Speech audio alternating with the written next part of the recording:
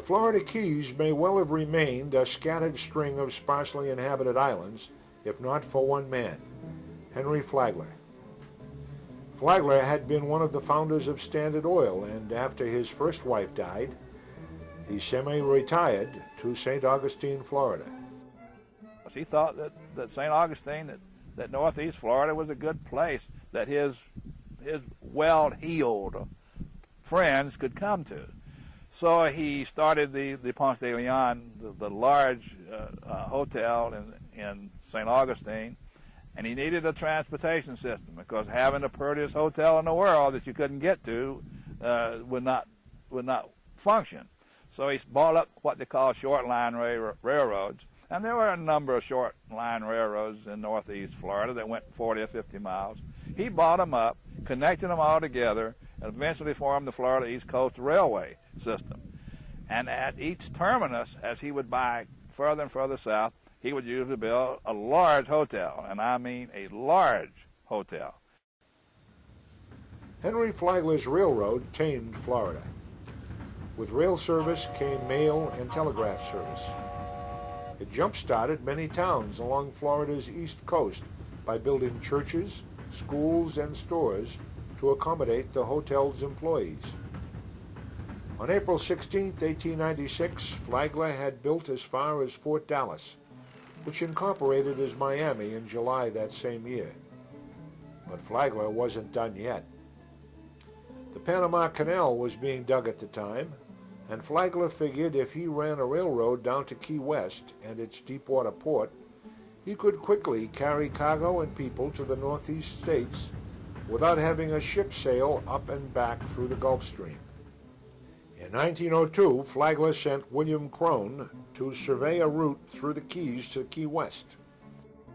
In days gone by, its spongers, wreckers, and Spanish-speaking scar makers no more dreamed of being linked to the mainland than do people of Honolulu. Their nearest home port was Tampa, 250 miles up the Gulf of Mexico. Ralph Payne, Everybody's Magazine, 1908. Henry Flagler normally kept somewhere between 2,000 and 5,000 workers working at any one time. To get a work crew, you just kind of have to imagine what the Keys were like back with no electricity, no running water, no nothing. And to get crews to come down and work in the mosquitoes, because they didn't get any better. The same mosquitoes were here in hordes, and the heat and supply of food, supply of clothing, sleeping accommodation, and so forth. And these people had to be imported, because none of the people down here were going to work for the railroad in that kind of work. And it was all labor intensive, because it had to be done by hand, and a few mules were brought in, and dynamite. And that was the way the railroad was built. So he had to import people from all over the world.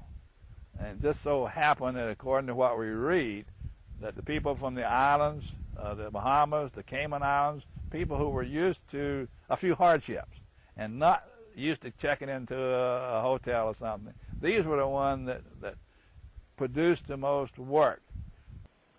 Workers were paid $1.25 a day with food, lodging, and medical included. Early into the project, they hit their first stumbling block. The survey team had totally missed a lake. It took 15 months to construct a satisfactory fill that would support trains across Lake Surprise. During the construction of the Long Key Bridge, the crews encountered their first hurricane. The crews lived on floating barracks, and when the hurricane hit, 130 men perished. On houseboat number 4, only 83 of the 161 survived. No man has any business connected with this work who can't stand grief. Joseph Meredith, 1904.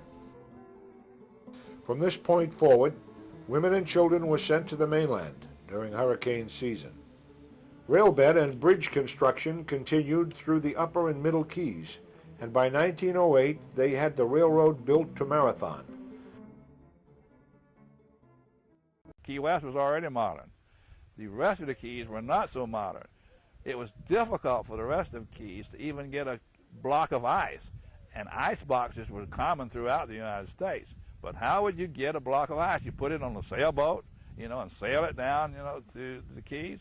Well, the railroad made that an everyday occurrence. So ice, mail, instead of sailing by on the sailing packets, there would be mail coming down twice a day on the railroad right by your front door.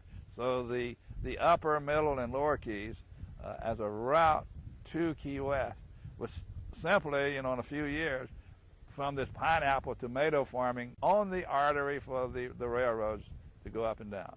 The next phase of what was officially known as the Florida East Coast Railroad Key West Extension was the most daunting: the 7-mile and the Bahia Honda bridges.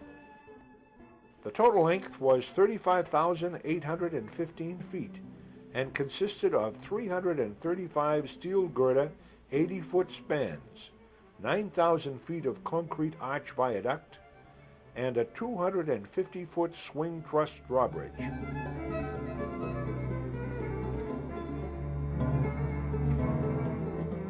Flagler chose Pigeon Key, a tiny island situated about halfway across the proposed 7-mile bridge, as his base camp.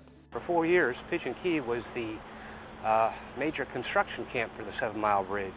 During that time period, there was more buildings on the island than there are now. Most of them were dormitories, big cafeteria. They had to support 400 people. There was 400 workers living on this tiny island. This island's only 5 acres. So Pigeon Key was really kind of a busy place. The guys would get up in the morning, go out and work on their bridges. They'd come back by 4, get dinner, button themselves up for the night because they had to hide from the mosquitoes. It was tough back then. The mosquitoes caused more people to quit than any other single factor in the railroad construction. That's one of the reasons Pigeon Key was selected as a site to put 400 people. It was relatively isolated from mosquitoes, being out in the open water and the breezes. And they cut down all the vegetation on the island, and they hoped it was a better place to live. I think it was, compared to some of the camps I've heard of on the mainland, in Marathon and Cudjoe Key and so forth, where they were right down there with the mosquitoes. Today, Pigeon Key is an historic landmark, with many of the original Flagler-era buildings restored. Flagler's crew was beset by the 1909 hurricane, when almost all the dredges, pile drivers, concrete mixers, and other equipment were either sunk or badly damaged. Another hurricane in 1910 lasted 30 hours, but work continued. With Henry Flagler at 82, blind and near death, the railroad crews raced to finish so the old man could see his dream fulfilled.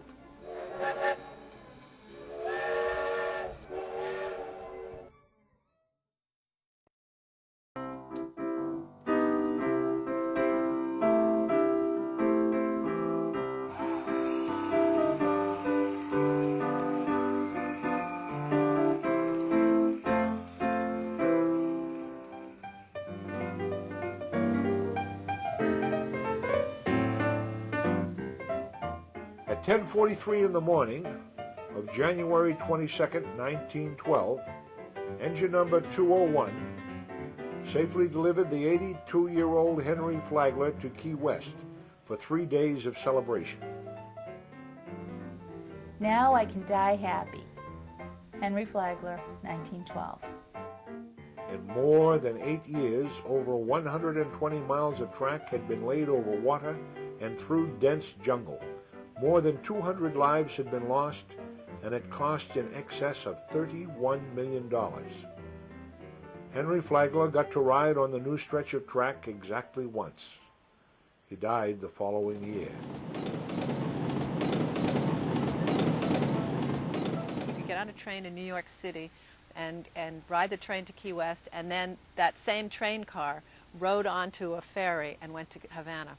In 1928, Ernest Hemingway put the Keys in the national spotlight when he moved to Key West. You would see him coming in where the pier house is now, the northernmost end, I guess, of Duval Street. And he would be barefoot, and he'd be carrying his fish on a line, looked like a rope, and just as happy as he could be. In a backyard studio in his house on Whitehead Street, Hemingway wrote some of his best works. During Prohibition, some conks began to smuggle liquor in from the Bahamas and Cuba, while most Key West bars simply took down their signs and continued to serve customers. After the Depression hit, 80% of the people in Key West went on relief. At that time, we were sort of having bad times in Key West. We were once the richest city in the United States, then we became the poorest. And I can remember as kids, teenagers, we had hardly any money. But I did have a Model T Ford, and I can remember going into the service station and saying, "Fill her up," and that was 25 cents worth of gasoline, 1 gallon of gas, and it would last that old Model T Ford a whole week. Key West was in fact bankrupt by the early 30s, and the federal government came in and had a choice: settle the people in the Keys to the Tampa area and make all the Keys a national park, or develop a tourist industry in Key West. Relocation seemed improbable, so Julia Stone, Emergency Relief Director for Florida, was sent to promote Key West as a tourist destination. A massive cleanup and beautification was undertaken. New hotels were built, beaches improved, and a promotional campaign started. Key West was to become the Bermuda of the Americas. They created a tourist guide to Key West, and Ernest Hemingway's house was number 18 on the list of tourist attractions. Hemingway promptly had a brick wall built around his house. Pan Am started air service in Key West in 1928, and for years it was a $10 round-trip ticket to Havana. As compensation for unpaid bonuses, hundreds of World War I veterans were put to work in the Keys on large special projects. All was progressing nicely until September of 1935, when the strongest hurricane ever to hit the Keys struck.